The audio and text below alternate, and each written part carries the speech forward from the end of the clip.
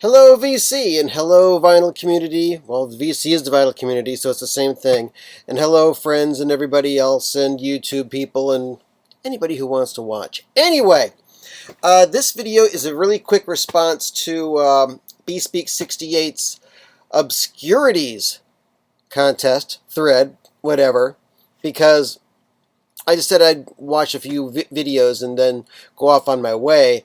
I'm working on a video which is kind of like an episode of The Box of Sound to review the first 12 Frank Zappa re-releases of 2012.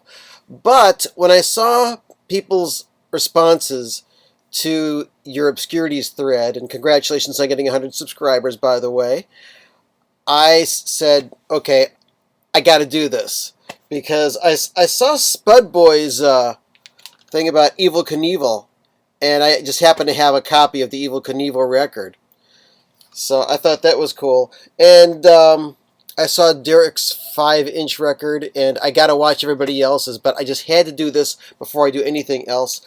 Another weird record that I have is Jonathan Winters. This is not necessarily a comedy record. I think it's supposed to be comical if you are an employee of Republic Steel.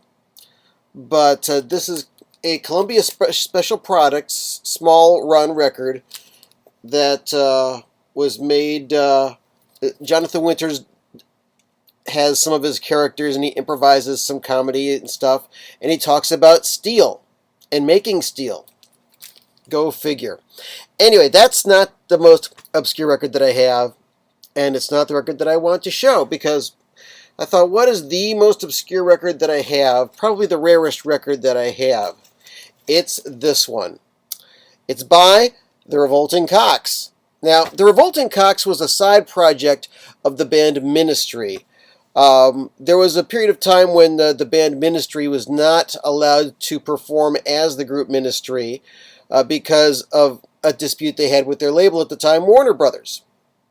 And there were a whole bunch of albums that came out on the Wax Trax label out of Chicago. There were bands like Palehead, 1000 Homo DJs, Lead into Gold, all sorts of weird named bands, which kind of sounded similar. They all sounded a little bit like Ministry, but they were actually Ministry. And one of these bands, which gained a whole life of its own, was The Revolting Cocks. They had several albums available. One was the live album called You Goddamn Son of a Bitch. Great live album. Their studio album was Big Sexy Land. And then later on, when Ministry kissed and made up with Warner Brothers for a while, there were a couple of albums.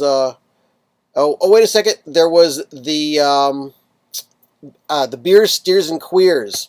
That album was by the Revolting Cocks. Great record. And they had an album on the Warner Brothers label called Linger Fickin' Good. Anyway, when the album Beer, Steers, and Queers came out, they wanted to do a cover of the song Physical by Olivia Newton-John. You know, let's get physical, physical. Anyway, they wanted to do a cover of that Revolting Cocks style. They recorded it and sought the permission of the original authors of that song. And for one reason or another, they said, no, we will not let you release this. This spoils the integrity of our wonderful tune. So they completely redid the song, and they called it Physical, but it was a different song with a similar name. However, there were some test pressings that came out. I found this in a record store in Toledo back in the late 80s, early 90s.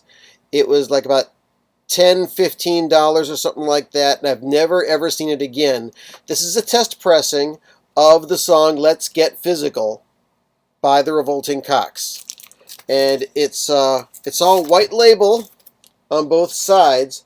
I think the flip side is just a loop of about 2 bars of drum machine stuff with their noises over it.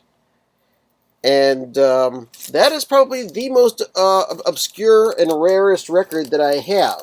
I'm sure I've got some others that I could show, but I just wanted to do this so quickly, just to get this out of the way, and to enter your Obscurities contest. So, aside from that, hope everybody's doing well. Had a great time. Hope you did too. Have a great day.